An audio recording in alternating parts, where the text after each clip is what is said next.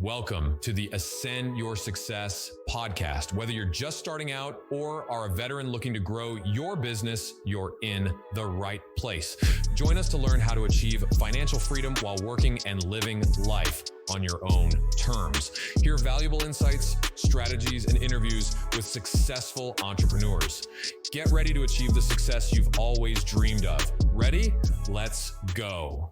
What's going on, guys? My name is Wyatt Reed, and this is the Ascend Your Success podcast. And today I got my business partner, Jacob Ninan, with me. We are starting episode 2 of our How to Get Started in Real Estate series, and we're going to be talking about one of our favorite topics, lead generation. So, Jacob, there are 2 buckets when we talk about lead generation. Actually, let's back up real quick. On the last episode, we talked about vision and budget. So hopefully before you get started in this, you have already sat down, you've already thought about your vision and your budget. And so one of the reasons why we do the budget is so that we know if we have money left over every month to set a budget for paid leads. Now, you don't have to get started with paid leads because my first 5 houses come from free lead sources, right? But it helps to know, and it helps slingshot you into doing better, juicier deals because you're direct to seller, right? Yep. So there are 2 buckets when it comes to lead generation. You got the free bucket and the paid bucket. So let's talk about some free lead sources first. So yeah, free lead sources. I think pretty much anybody on here, anybody watching either has a Facebook group. Some of the younger crowd kind of shy away from Facebook, but I always tell my kids and everyone else, like, I've never been able to monetize Instagram or, anything like that. So I've done so much business through Facebook. That's how we met, how I found deals, business partners, all kinds of things. So anyway, one of my biggest ones would be Facebook, specifically Facebook groups. So whatever market you're in, you can get on there and search, we're in Atlanta. So, Atlanta real estate investing or whatever. And there's prominent ones in this market, but there's, I'd say, probably tens, if not hundreds of different groups that you can get in. And why, you ask? For most of you on this probably know what a wholesaler is. Wholesaling is essentially when you contract a property and you turn around and find an end buyer that you're assigning that the rights to that contract to buy the property. So essentially you're getting in these Facebook groups, raising your hand, throwing out there like, hey, I'm Jacob Ninan, local real estate investor. I'm looking to buy a house, 2 houses, however many houses. So if you want to go ahead and put exactly what you're looking for on that post, you can. Or if you just want to get bombarded with emails and be able to sort through as many deals as you want, then you just say, hey, I'm a cash buyer buying. Here's my email, or however you want to be contacted. And you just start blasting in all those groups. And I promise you, you're going to get leads. Now, not all leads are created equal. Doesn't mean it's a lead that'll turn into a deal, but you will get leads. So as far as free leads, in my mind, that's probably one of the quickest, easiest ways to generate free leads. I don't know, wholesalers and Facebook groups kind of one and the same. Facebook just makes it really easy to make those connections with the wholesalers and also put your email out there so that you can land on however many wholesalers lists you're going to land on. So when I say lists, essentially, most of these people that are wholesaling are doing email blasts or text blasts. So you're going to sit there and get emails daily from these wholesalers, basically presenting their deals, addresses, ARVs, asking prices, stuff like that. So yeah, that's those kind of one and the same. Now, the issue that I see a lot of people run into with these free leads is they think that they're just going to come to them. It's not. You have to get up every day, be very intentional, and make sure that you're seeking out these leads, even though they are free. Yeah.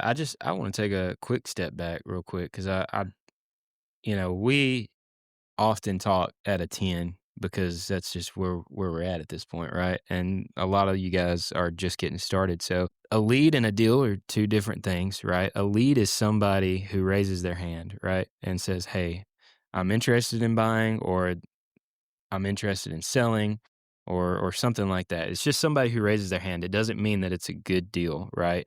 And it doesn't mean that it's a deal. And so, like Jacob was saying, I think the first step would be starting you're starting a separate email account. So the first thing that I did when I got started in real estate was I started a separate email account. Don't overthink this. This is something that can be done in seconds. Go to Gmail. I think my first company was SMT House Buyer. So I got smthousebuyer@gmail.com. I've got Reed for Reeds, right?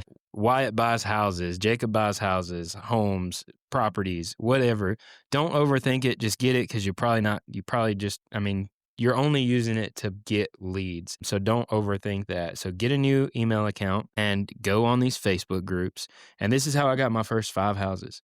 Go on Facebook, go up to the search bar or go to the side where it says groups and just type in wholesale or type in real estate. And all of these groups are going to pop up and you get in every single one of them and you go and the cool thing, here's a nugget for you. I didn't know this back when I first started. So I was going through I was just scrolling for hours and replying to people who posted, hey, I've got a deal, and saying, hey, will you send me your deals? You can actually go on and in the search bar of the group and type in assignment, and it'll pull up all of the posts that have to do with assignments of contract. Yeah. So I tell Or people, county or city specific. yeah. And I tell people to specifically go to that post, comment your email, your new email, say, hey, I'm a buyer. Will you please send me information? And then I go a step further and I go and DM that person directly and I say, hey, I'm a buyer in the area.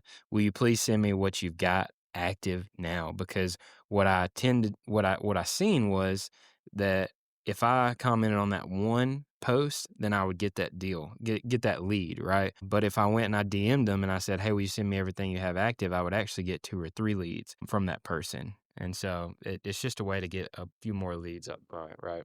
Yeah. And building that kind of pipeline, so to speak, is important. When you're new, you just work on it every single day. Obviously, you're not going to have a huge capacity for deals. So it's really about just getting as many leads as you can so that you can find a deal. And then, of course, it grows from there. One other thing that a lot of people don't do a good job at is what we call agent outreach. So, I mean, you can find agents on Facebook similarly, but you can also find agents just by going and looking at, if you're driving around and you see for sale signs in yards, I mean, you can find agents that way. You can get on Zillow if you don't have access to certain tools like Zillow. Going to Zillow.com is super, super easy and it's free. You can actually look up like homes that, there's filters you can set on there and you can look up homes that sold under a certain price point or with specific wording like investor special or, whatever.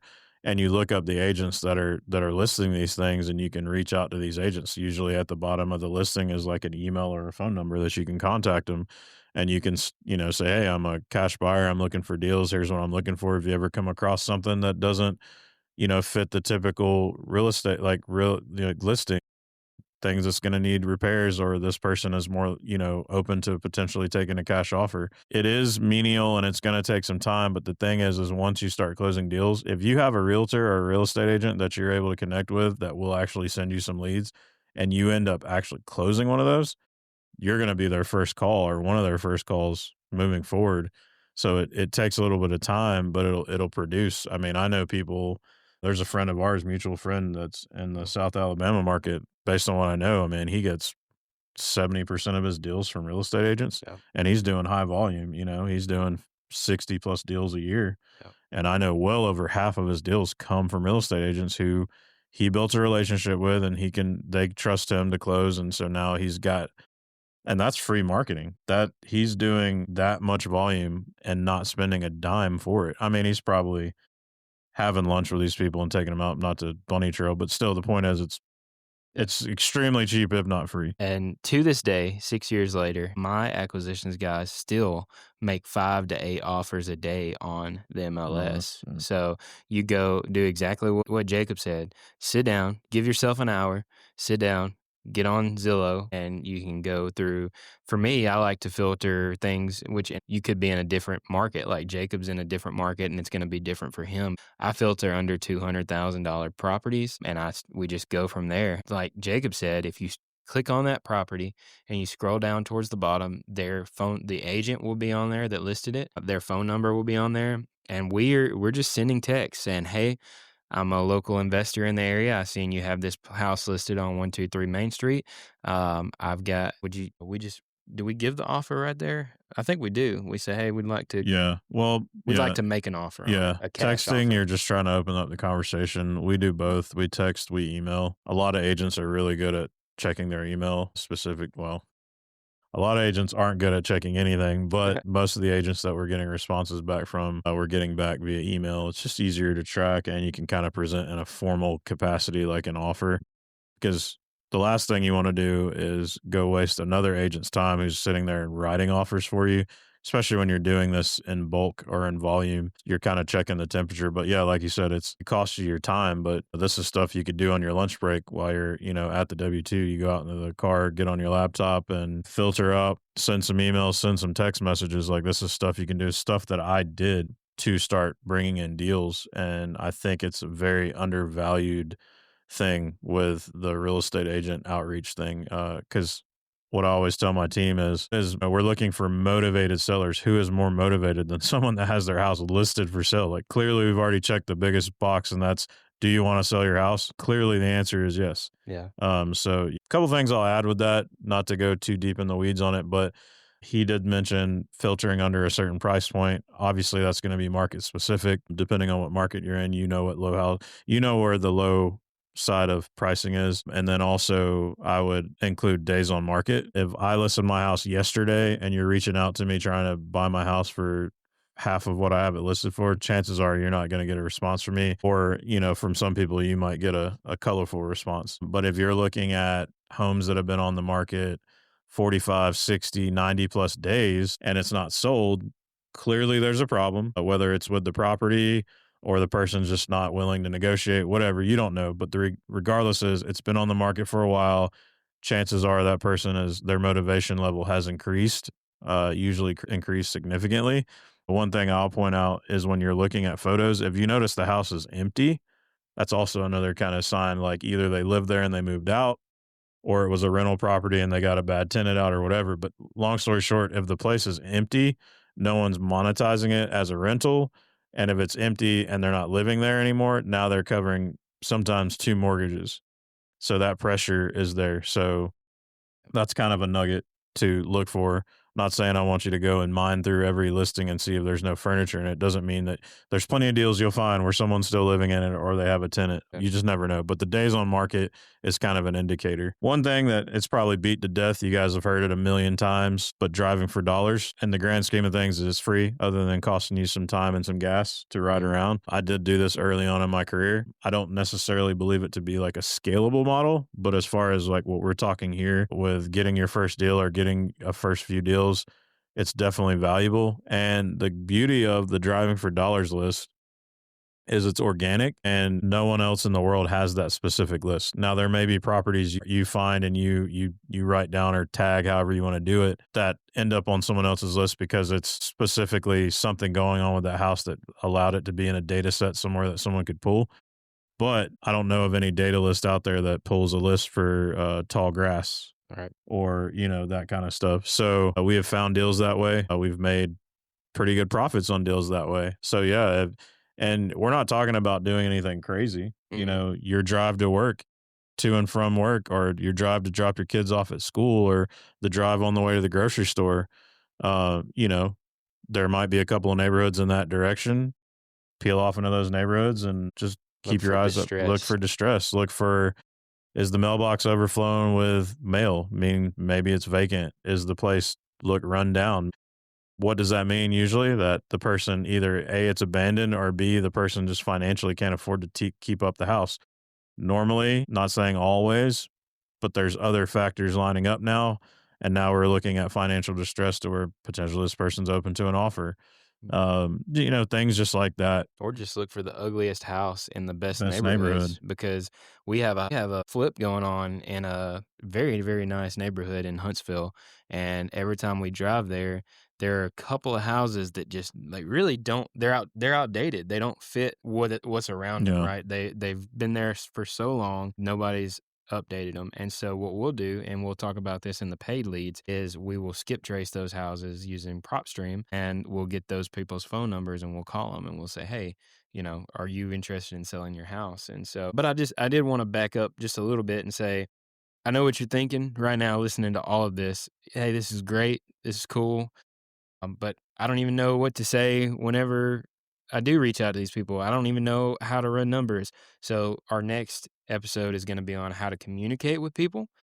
What information do you need to get from the people uh, to make an offer and to run your numbers? And then the next episode after that is going to be how to run numbers. So these will be series episodes that you'll probably need to watch like back to back so that you can be confident in your ability to do these things, right? So, but yeah, and to go along with that, the driving for dollars things, there's another free lead source called For Sale by Owners, and these are just people who don't want to list with an agent, and you see the signs in the yard all the time, and if you don't now. You'll see one, and then you'll see all of them. Yeah, We no. see all of them. So I will say this, when you get into real estate, especially if you ever drive for dollars, I tell people this all the time. When you get into real estate, it ruins you. There will be houses that you've passed for years and didn't realize they were there, and all of a sudden they're like highlighted and just stand out to you. So be prepared for that much, because you're looking for a deal, constantly looking at everything from the lens of a deal. But the for sale by owner thing, yeah, like again, the number one question we're asking is, what determines if someone's motivated to sell? Well, the fact that they want to sell. So for sale by owner is a pretty sure giveaway there. The question already has been answered. Why don't you just list with a real estate agent? Well, because they're already listing it themselves. They probably have an issue with paying a commission or something like that, whatever reasoning they have behind it.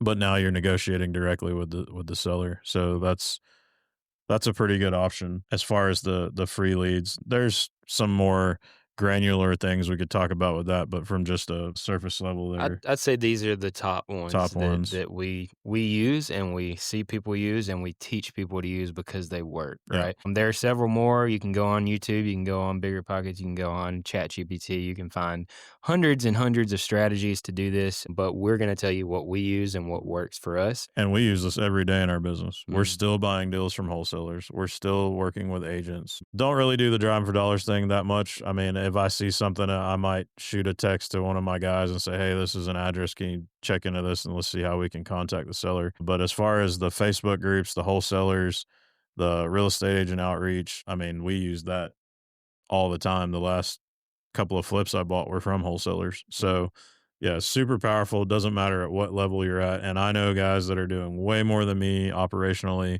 that still have full blown systems for this, where someone on their team does nothing but reach out to wholesalers every day or reach out to agents every day. So it's free, it's powerful, and you've now created, instead of having an in-house team that you got to pay to go source deals, you have a team kind of working for you at all times, especially when you constantly check in, that doesn't cost you any money.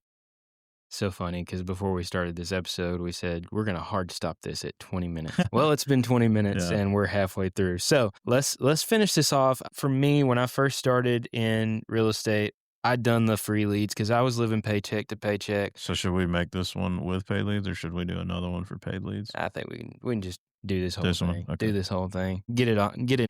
I started out with free leads, and I know you did. You did too. You had free leads going, and so like I think that's the most important. But we'll talk through these paid leads too, because you may have some money set aside, and so something I want to ask you real quick for a new beginner, what do you think a good budget would be? But this is different in every market. But what do you think the budget would be to get their first deal? Because like just because you set a $500 budget a month doesn't mean you're going to get a deal every month. That means you may get a deal every 3 months, right? So what do you think a good budget is for paid leads to be able to get a deal? So before I say that, I will say I personally believe that you should press really hard on the free leads and try to land a deal that way first. I'm a huge advocate for let the real estate pay for the real estate kind of thing, meaning let's work really hard on getting your first deal, let's monetize it, and then let's look at what you made and see how we can create a budget from that to start your paid traffic.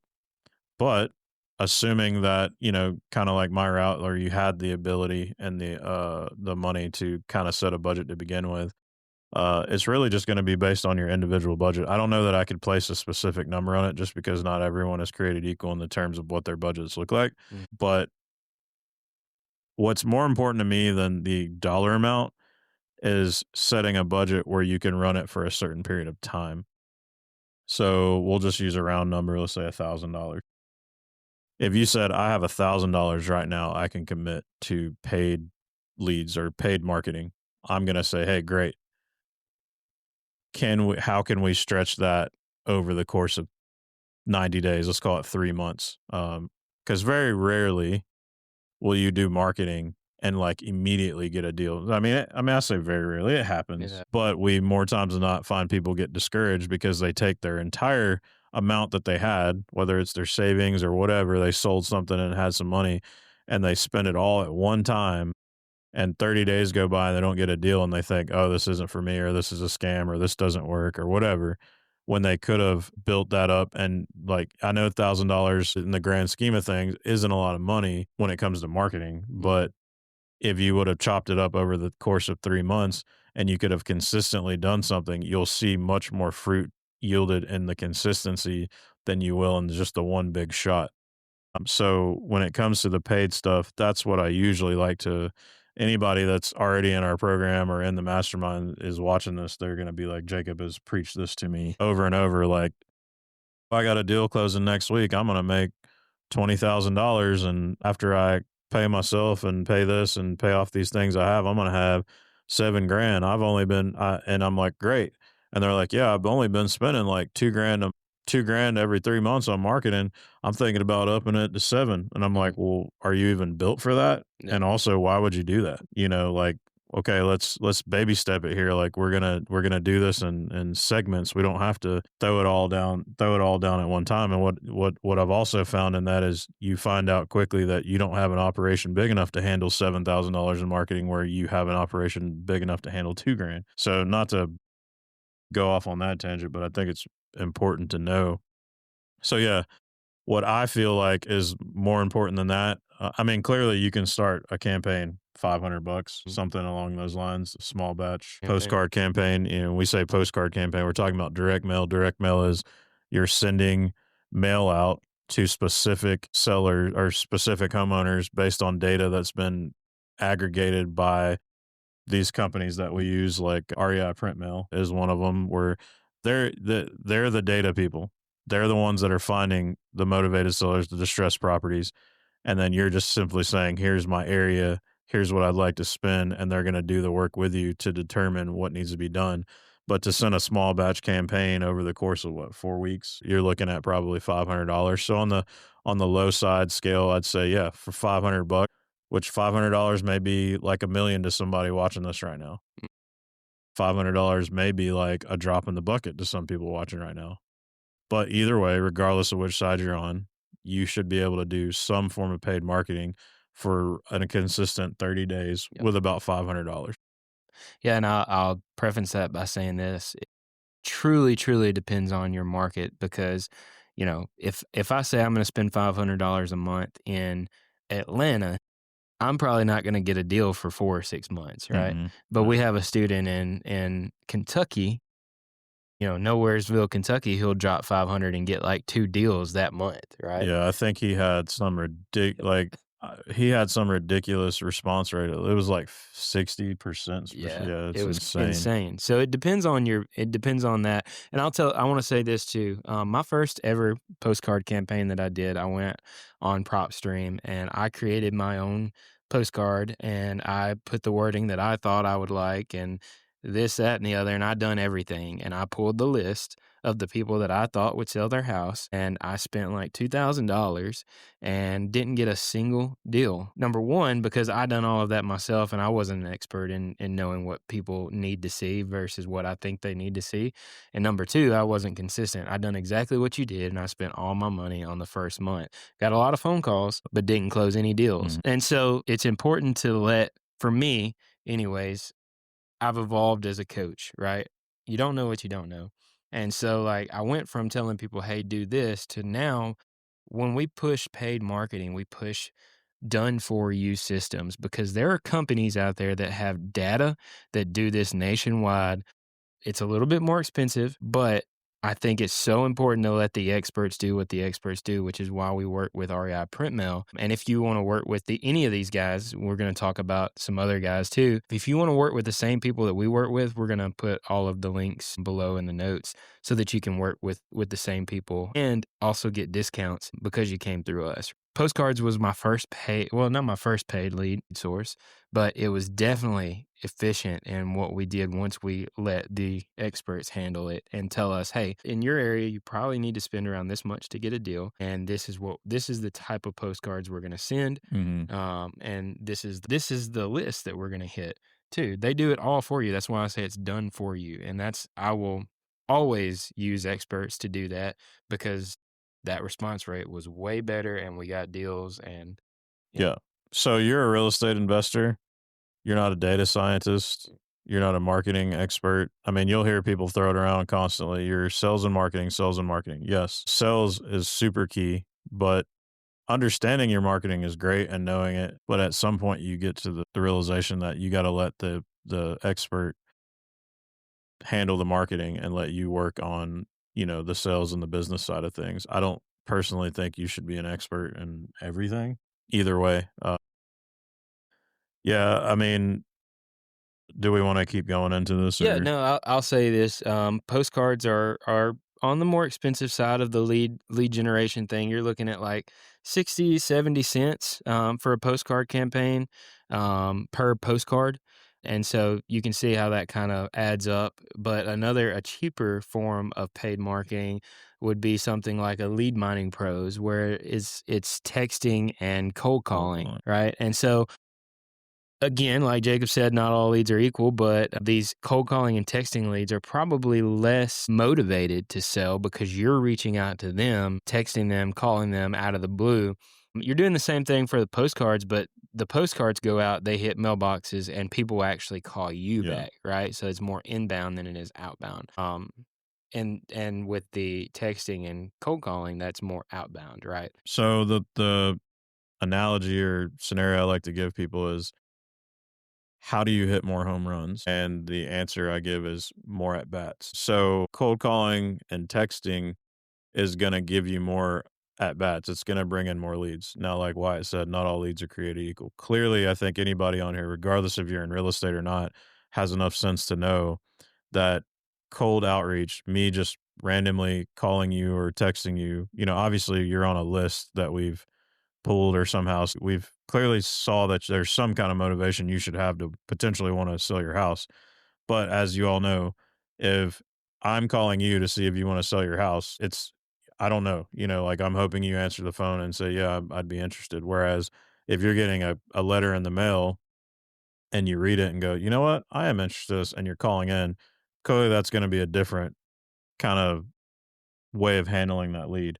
But it's A, more costly, and B, you're not able to bring in as many leads at any given time. I mean, mail can produce quickly, but it also can produce over time. I mean, we still get phone calls to this day. We had a phone call the other day on a campaign that we track our campaigns by different phone numbers. And we got a call the other day. We sent this out over a year ago, and this person they kept it, apparently, maybe put it on their refrigerator or whatever, and finally decided, okay, now's the time, and called us. But with cold calling, there is the ability to go attack a data set and generate a good bit of leads. And like when you discussed with the Lead Mining Pros, it's a done for you.